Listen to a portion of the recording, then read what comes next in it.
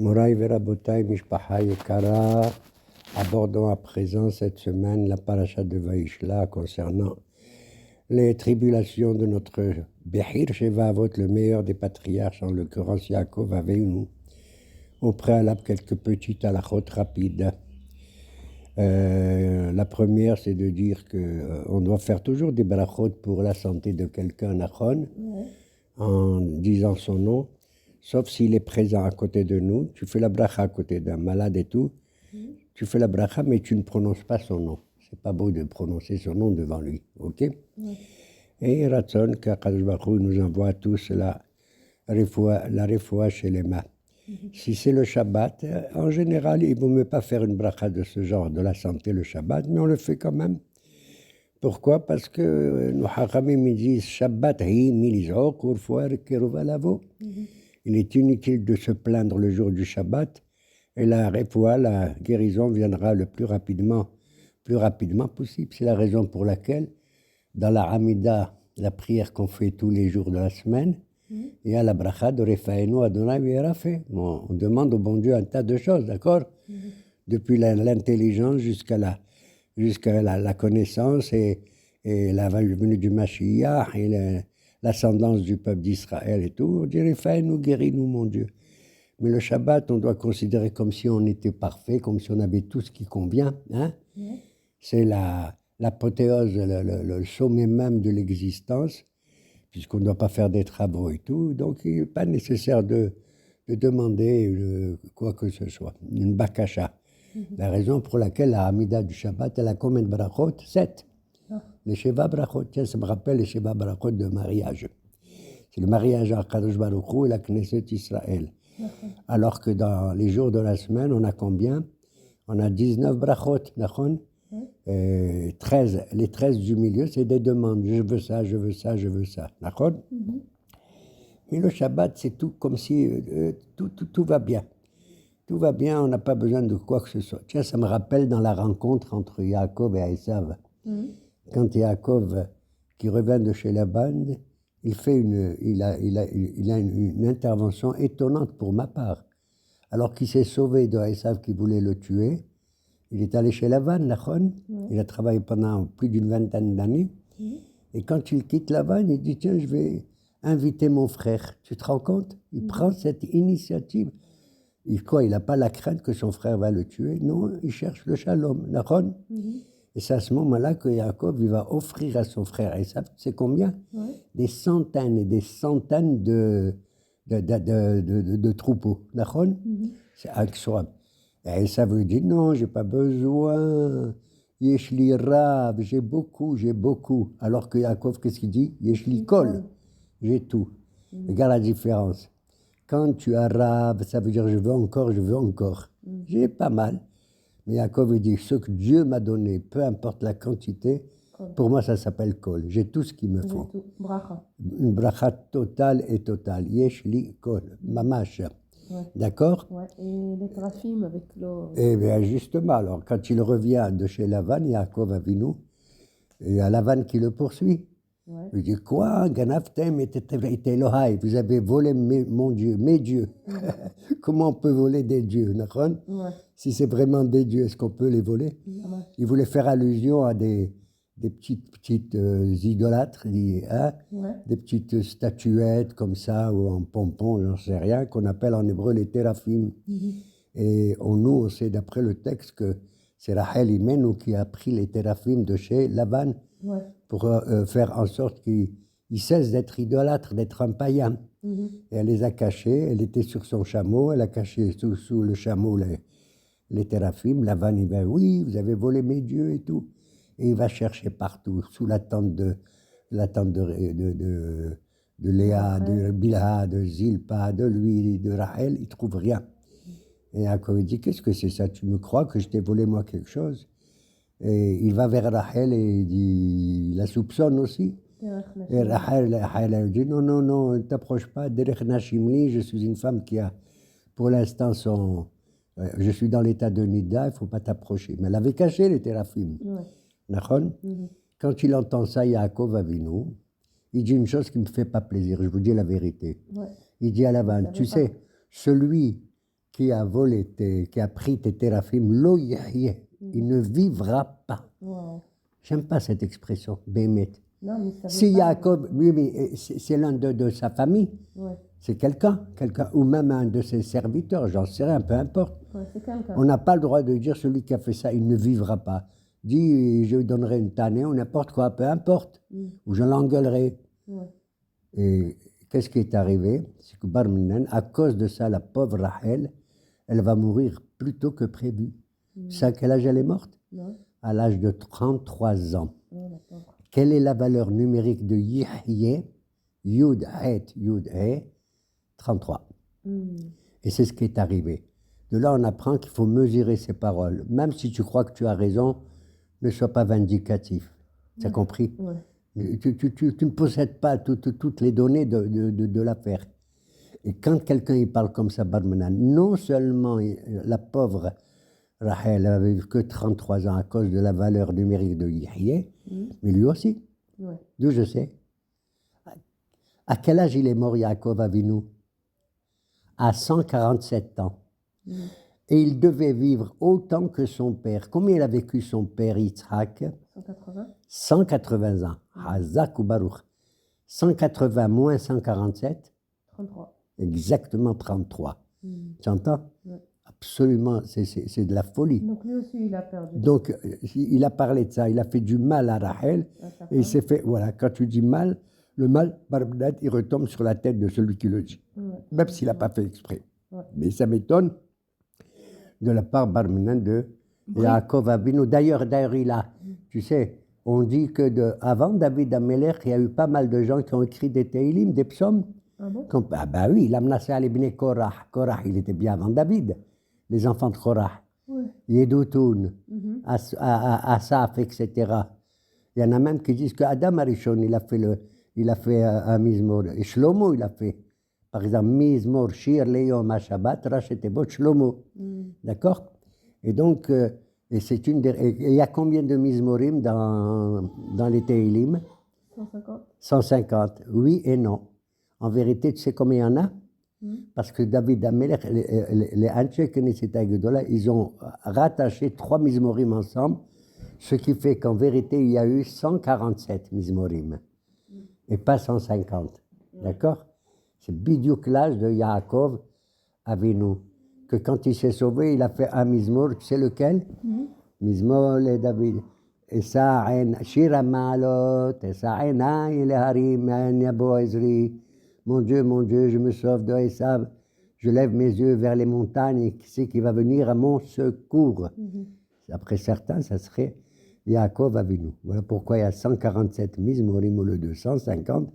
Et ceci correspond aux 147 ans de Yaakov Avinu. Il a fait Voilà. la bracha qu'on fait Asher Yatzar, Chaloulim, Chaloulim. Et oui, bon, une petite halakha aussi, c'est important. Regarde, tu manges, tu bois, tu es content et tout. La Torah elle te dit de faire des brachot. C'est dire, Ouais. ok?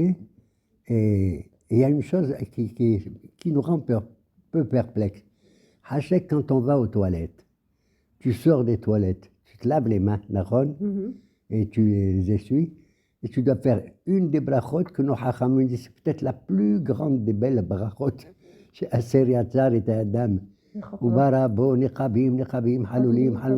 Regarde la conclusion. Baruch ata Hashem, On fait kol basar. Rofé kol basar ou mafli la asot. Quelque chose de prodigieux que le fait de se débarrasser du reste qu'on a dans notre ventre, dans notre, on doit faire une bracha comme ça, et qui rappelle la création de l'homme. Nachon? Ouais. Yatzar et Adam, Rofé, mafli la asot. C'est quelque chose d'absolument prodigieux. Et pourtant, tu ne manges rien du tout. Au contraire, tu te débarrasses de quelque chose. Tu rejettes des résidus. Ouais, Je absolument. trouve cette bracha absolument merveilleuse, à tel point que dans cette bracha, on dit Halulim, Halulim, Nekavim, Nekavim, Halulim, Halulim. Tu te rends compte, si tu fais l'analyse du corps humain, tu vois qu'il y a des organes qui sont ouverts, d'autres qui sont fermés, etc. Ouais. Nachon?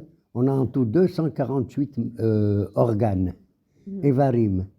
248, Rammah Evarim, comme la Gematria d'Abraham, Rammah, 248, d'accord? Ouais. Or, si tu prends les deux mots qu'on dit dans cette bracha, Halulim, Halulim, leur valeur c'est combien? 124 plus 124, ça fait 248. 248. C'est la bracha de ça. Ouais. Voilà. Asia Shanti. Et alors, on recommande aussi pour que quelqu'un, il faut savoir équilibrer ta journée. Le jour, il a 24 heures, nachon. Ouais. Il y en a qui dorment peu, il y en a qui dorment trop, etc. Rambam, il dit, il faut pas seulement dormir peu, il y en a qui dorment que 2 heures ou 4 heures, c'est incroyable, quelle force ils ont. Il y en a qui dorment 12 heures dans la journée, sinon plus. Ouais. Et ils se lèvent très tard. Et là, il a fait. Nos hachamim nous disent, ils nous recommandent de dormir vraiment, et c'est important, 8 heures par jour. Shlish shelayom, le tiers d'une journée. Nachon? Et c'est combien le tiers de 24 heures? 8. Et il y a un support scripturaire, c'est-à-dire on a un texte que je crois que c'est Iyov qui l'a dit. Az yashanti, az yanu ahli. Az, alors je dors, alors je suis bien en forme. J'ai de la force. Yanu ahli, je me sens bien. Ouais. Quelle est la valeur numérique de az alors? 8. Aleph et Zayin, 1 et 7, ça fait bidiouk 8. Nachon? Az yashanti, az yanu ahli. Il faut équilibrer. 8 heures, tu es réveillé, tu manges, tu bois, tout ça. 8 heures, tu dors. Et 8 heures, tu travailles. C'est d'air? Ouais. Ok. C'est ça. Ouais. Et la loterie qui est aujourd'hui, est-ce que c'est moutard? Ah, un petit halakha. Mais tu me poursuis, ma fille Déborah, c'est pas vrai, encore un petit halakha. Est-ce qu'on a le droit, selon la halakha, de jouer à la loterie? D'acheter un ticket du loto? Pourquoi je pose la question? Parce que la halakha dans la Gemara dit celui qui est Mesahek Bekoubia, c'est pas beau. Ouais. Qu'est-ce que c'est Mesahek Bekoubia? Ceux qui jouent avec des dés, avec des cubes. Moi, ça me rappelle que chez nous, en Algérie, avant Pourim, au moins un mois avant, on jouait aux dés. C'était la fête dans les trottoirs de la rue. Ouais. Pourquoi? Parce que ça jouait. C'est le goral, on tirait au sort et tout. Et puis on aimait ça. Alors, nos hachamim me disent, mais ceux qui jouent au dé avec de l'argent, par exemple ceux qui jouent aux cartes, la belote et tout ça, la bataille, Ouais. et ils le font pour de l'argent, c'est pas très beau. Ouais. Maman, c'est pas très beau, parce que celui qui joue dans le but de gagner de l'argent, de faire perdre à l'autre, c'est pas spirituellement très bien. Moralement, c'est pas intéressant. Parce que s'il perd, il est triste, il veut gagner. Il peut perdre sur le compte de sa famille après. Il peut perdre sur le compte de sa famille et tout. Mais en vérité, la conclusion, d'après la plupart des poskim, s'il s'agit des petites pièces que tu mets, c'est pas catastrophique. Ouais. Ça va pas perdre comme ça. D'accord? Ouais. Alors, il y en a certains qui disent, voilà, c'est pour ça, il faut pas jouer au loto, à la loterie et tout. Moi, je dis, mais c'est évident, il faut pas exagérer de jouer tout le temps, dans l'espoir de gagner des centaines de milliers de dollars, etc. C'est vrai. Mais de temps en temps, peut-être, moi je l'ai jamais fait, je vous dis la vérité, je suis pas contre ceux qui le font de temps en temps en espérant que Akadosh Baruch Hu va leur apporter. Pourquoi je dis ça? Parce que l'argent que cette société du loto elle gagne, et c'est pour leur bien que je dis ça, mais tu sais que dans l'argent qu'ils gagnent, cette société, ils donnent une bonne partie de ça à qui? Aux gens malheureux, associés à des sociétés comme ça, des malades, aussi même ils donnent à des yeshivot et à des synagogues. Donc c'est une mitzvah, tu vois. Donc quand toi tu joues au loto, c'est comme si tu participais à Gemilut Hasadim, à la Tzedaka. Voilà, mais il faut le faire de temps en temps. Nachon? Okay. Donc c'est permis. Et alors la paracha, Vaishlach Malachim? La paracha, c'est une rencontre absolument incroyable. Comment se fait-il qu'en revenant de chez Lavan, Yaakov Avinu prend l'initiative d'inviter son frère Esav qui, à l'origine, voulait le tuer. Il a dit comme ça,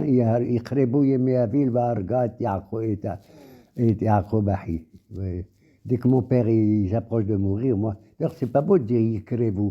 Il aurait dit Yamout Avi, pas Yikrebu. Ça veut dire c'est comme s'il va dire je souhaite que la mort de mon père elle approche, Yikrebu.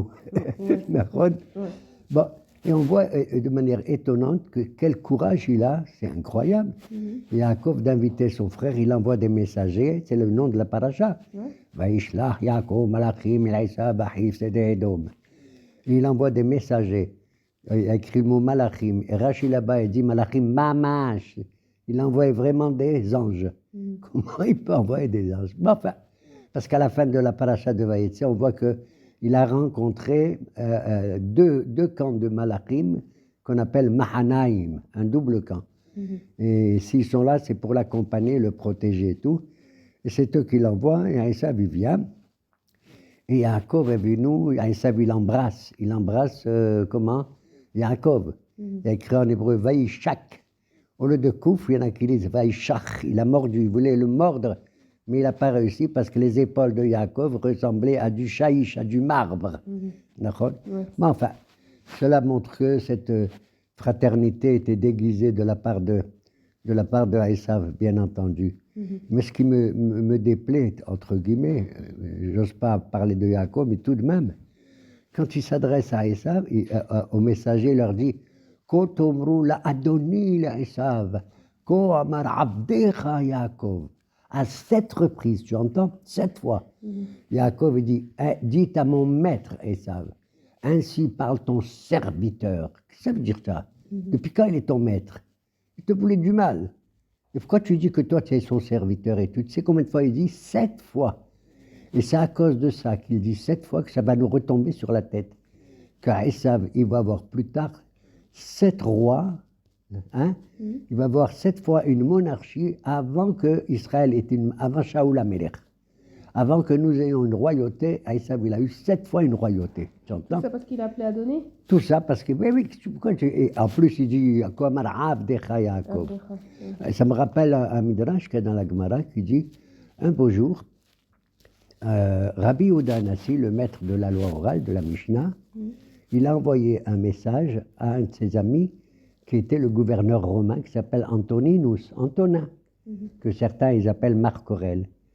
Et il lui a envoyé un message, en disant ainsi parle le rave supérieur au gouverneur Antonin. Il a donné ça, il n'a pas écrit, c'est quelqu'un d'autre qui a écrit ça à sa place. Rabbi Yehuda Hanassi, il a couru, il a dit non, je ne veux pas que tu dises ça. Il lui dit pourquoi? Tu vas lui dire ainsi parle ton serviteur Yehuda au maître romain Antonin.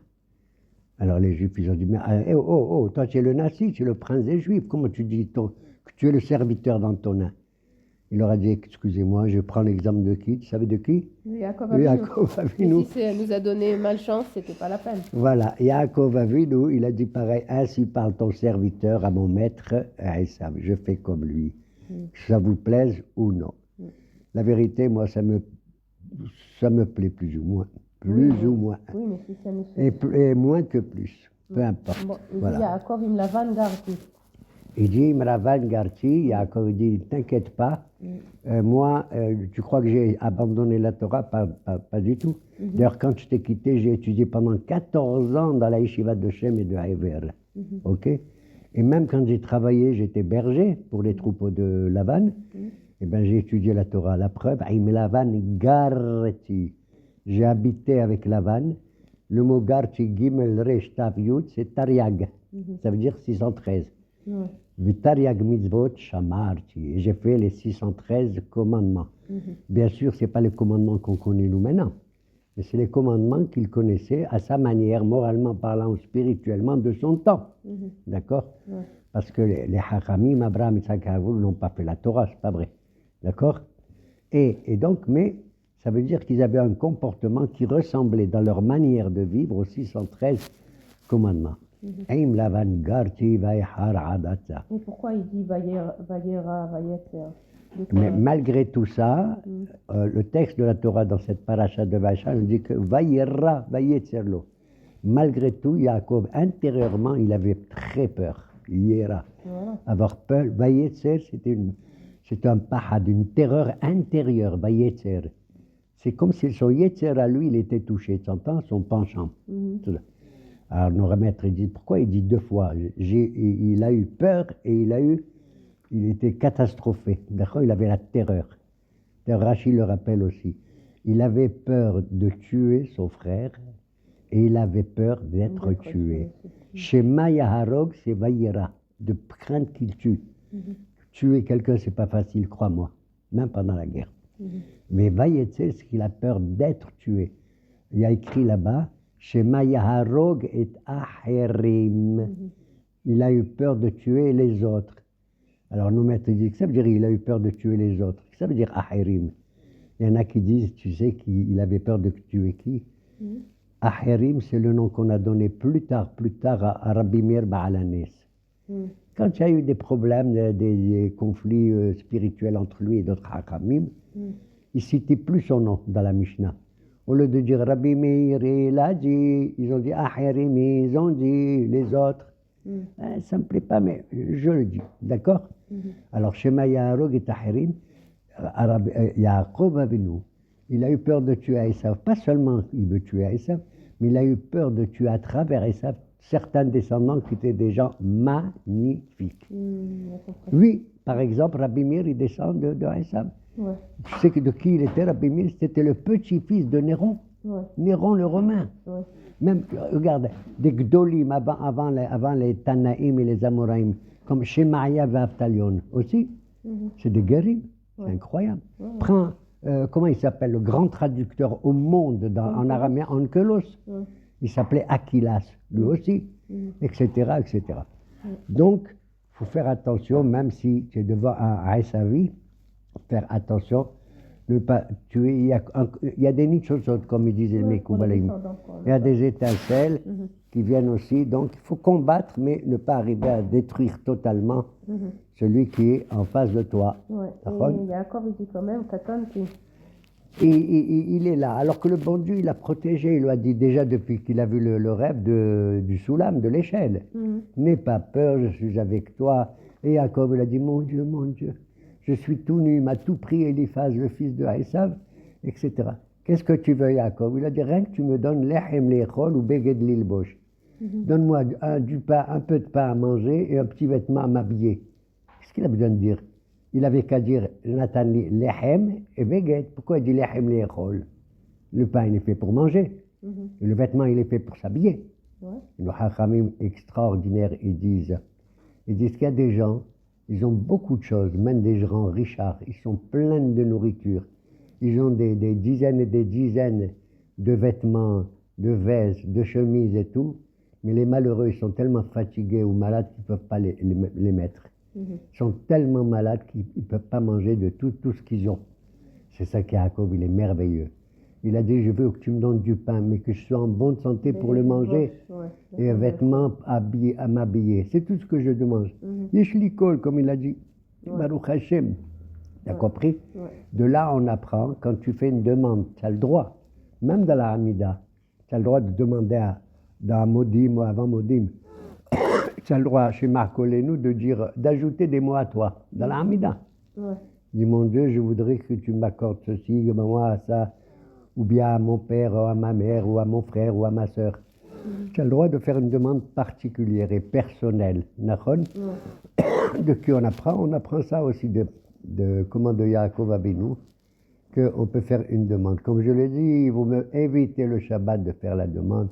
La mode qu'on voit des Hazanim qui font un tas de Miché Berach pendant le Shabbat, et ça me paraît très long lors de l'ouverture du Echal, pour faire sortir le Sefer Torah. Natanim lech elechol u beged lilbosh. Kantonti mikol hasadim ou mikol haemet. Tu te rends compte comment il parle? Quelle humilité. Mon Dieu, je suis trop petit pour que tu me donnes tous tes bienfaits et toute ta vérité. D'ailleurs, il avait la mida de la vérité, de la Torah, de la Tiferet Yaakov. Pourquoi il dit ça? Eh bien, il dit ça parce que c'est vrai qu'il ne faut pas être orgueilleux. Il y a deux midotes affreuses, deux vices affreux qu'il faut éviter de loin, comme il dit le Rambam. C'est le kaas et la gaava. C'est la colère et l'orgueil. Un type qui est coléré, tu lui parles, il se met à crier, il se met à répondre, il se met oh, calme-toi. Et Rambam, il a dit, si c'est un type pareil, il faut qu'il aille de l'autre côté de cette valeur, qu'il soit cheval roi. Il faut qu'il devienne très très humble et tout, ça suffit ta colère, calme-toi, réfléchis avant de parler. Et la gava, c'est l'orgueil. Tu es orgueilleux, pourquoi tu te prends, c'est moi, ni. Il faut qu'il aille de l'autre côté de la balance, t'as compris? Pour qu'arriver après au milieu. La valeur de toutes des morales, de toutes des qualités, c'est le milieu. Il faut être Benoni. Tu dois être au milieu. Comme un verre qui est à moitié vide, il est aussi à moitié plein. Donc sois content. Et c'est ainsi qu'il faut être. Il faut peser ses mots.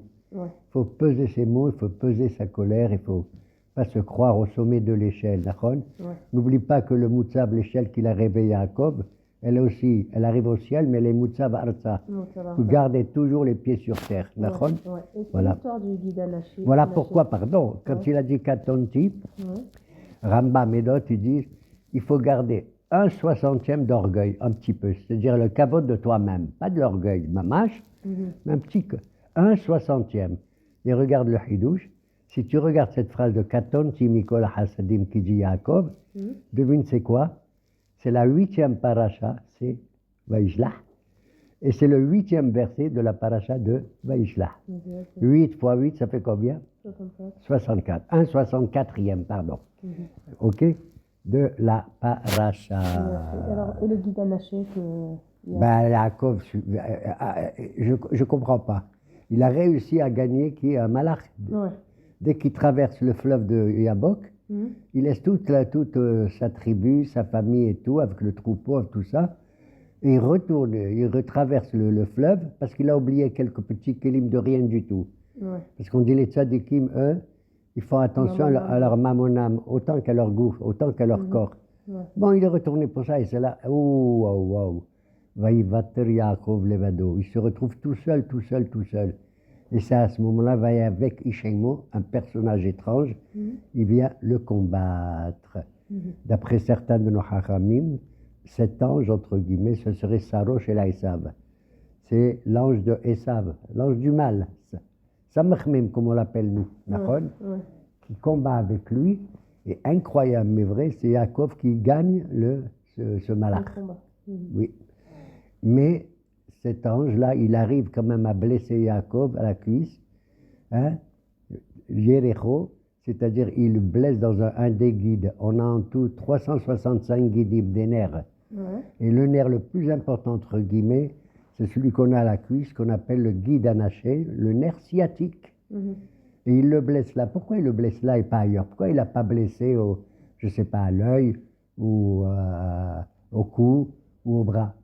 Pourquoi il a blessé au guide anaché qui est dans la cuisse? C'est tahatier et chos, ça veut dire qu'il le blesse. C'est pas toi que je vise uniquement, mais c'est tes descendants.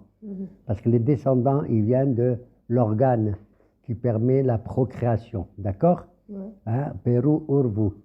Et c'est ce qu'on garde jusqu'à nos jours, cette mitzvah de guide anaché qu'on interdit au niveau de la shehita, au niveau de la kedusha, de la tahara, de la cacheroute et de ce qu'on doit manger. C'est-à-dire, voilà. Et donc... Et Jacob, il dit aussi, avant il a donné Seira. Ah oui, après... non, Esav, il lui dit, je t'en prie, je suis content que tu m'as invité, moi aussi je veux t'inviter, viens dans mon pays. Ah, ça c'est... Il lui a dit, Ada, cher Abo, il a donné Seira. Il lui a dit, viens, Seira. Tu sais pourquoi il a donné Seira? Pourquoi il a appelé Seira sur son pays? Tu sais pourquoi? Ça me rappelle que le jour de Kippour, on offre des boucs, d'accord? Un qu'on offre dans le temple et le deuxième, on l'appelle Seir la Azazel. On le jette à travers une falaise. Et donc, Esav, il habite à Seira. Il lui dit, viens. Alors Yaakov dit, pas maintenant, plus tard. Il a dit, Dasher Raboni, il a donné Seira. Maintenant, je suis occupé, j'ai une famille, j'ai beaucoup de choses, je dois retourner chez mes parents. Les enfants, ils sont petits, etc. Il arrivera un temps, je viendrai. Là, regarde, les Sophétébot, les fans des mots, Avo, El, Adoni, Seira, c'est quoi les lettres de la fin? Avo, c'est Aleph. El, c'est Lamed. Adoni, Seira, He. Ça fait Elia. Ça veut dire je viendrai lorsqu'Elia. Qui c'est Elia? Elia Hanavi. Alors pourquoi on l'appelle Elia? Et tu sais, quand on parle d'Elia Hanavi plus tard, on l'appelle toujours Eliyahu Hanavi. Mais il y a 5 cas dans le Tanakh où on l'appelle Elia. Et le plus beau passou qu'on l'appelle Elia, c'est incroyable. D'ailleurs, pourquoi Pourquoi on leur a enlevé un Vav? Tu sais qui c'est qui lui a enlevé le Vav de Eliyahu? Ben, c'est Yaakov. Parce que Yaakov, ça s'écrit Yud, Ayn, Chouf, Bet. Ouais. Et 5 fois, tu vois qu'il est plein, il y a écrit Yud, Ayn, Chouf, Vav, Bet. Yaakov, avec un Vav.